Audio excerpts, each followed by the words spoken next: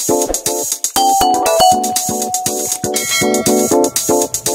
guys! So this is Teacher Elaine. So today gagawa tayo ng binalay, which is US version naman. Dahil sobrang namimiss ko na yung binalay dahil na Easter season ngayon. Sa Pilipinas, gumagawa kami doon sa bahay. Kami nila papa kapag Easter season. So nandito tayo ngayon sa Asian store para bumili ng mga ingredients ng binalay. So I'm so excited! See you!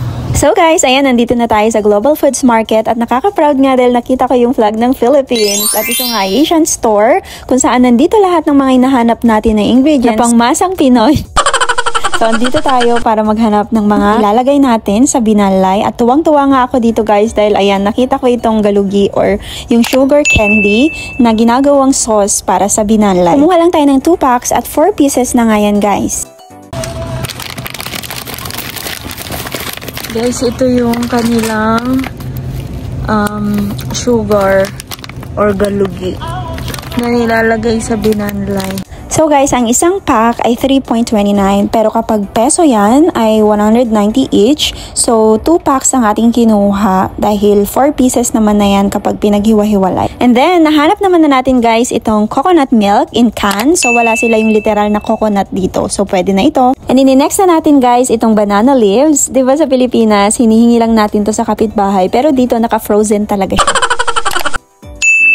Alright, so kompleto na tayo guys. Yung ibang ingredients ay nasa bahay na, so pwede na nating start.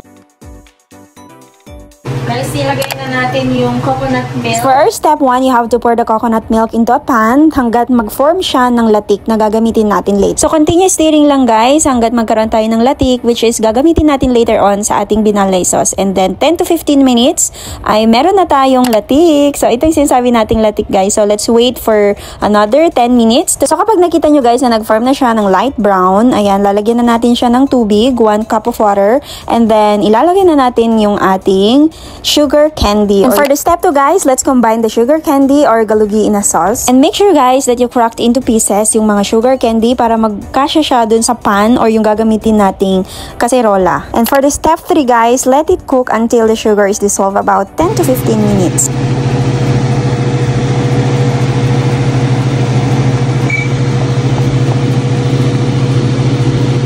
And after 15 minutes guys, na-dissolve na nga siya. At ito na yung magiging sauce natin sa ating binalay. And make sure guys na kapag fully dissolved na yung ating sugar candy, ilalagay na natin dito yung ating latik. So tapos na tayo sa sauce guys. Let's now proceed to step 4. Mix the glutinous rice until it forms a bread dough. So ito lang ang ating gagawin. I-mix-mix lang natin. And kapag okay na guys, let's get now the banana leaf. At punasan natin yan guys dahil galing yan sa apoy. For the step 5 guys, wrapped in a banana leaf. So make sure na size balls lang siya. And then i-flatten natin yung ating glutinous and then i-fold the banana leaf. Step 6 ay ilalagay naman na natin siya sa kaserola. I-arrange lang natin siya guys into size para kasyang-kasya yung mga ginawa nating binalay. So ito nga lang guys, naggulang yung banana leaves natin but it's okay dahil next week na lang yung iba. Next step is steam or boil for 30 to 40 minutes or until firm and fully cook yung ating binalay.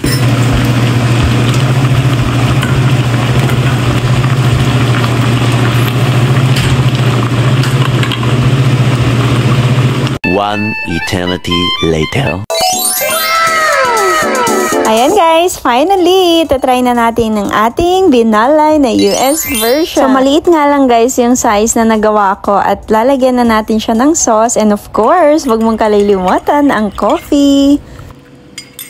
Okay, titikman na natin guys ang gawang binalay.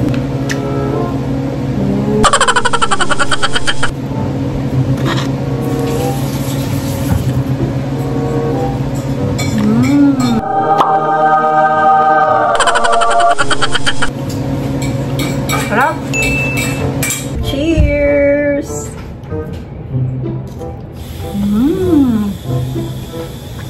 Sarap!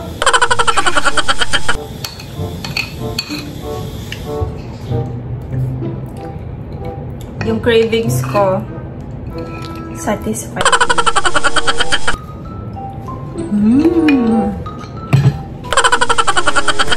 Paired with coffee.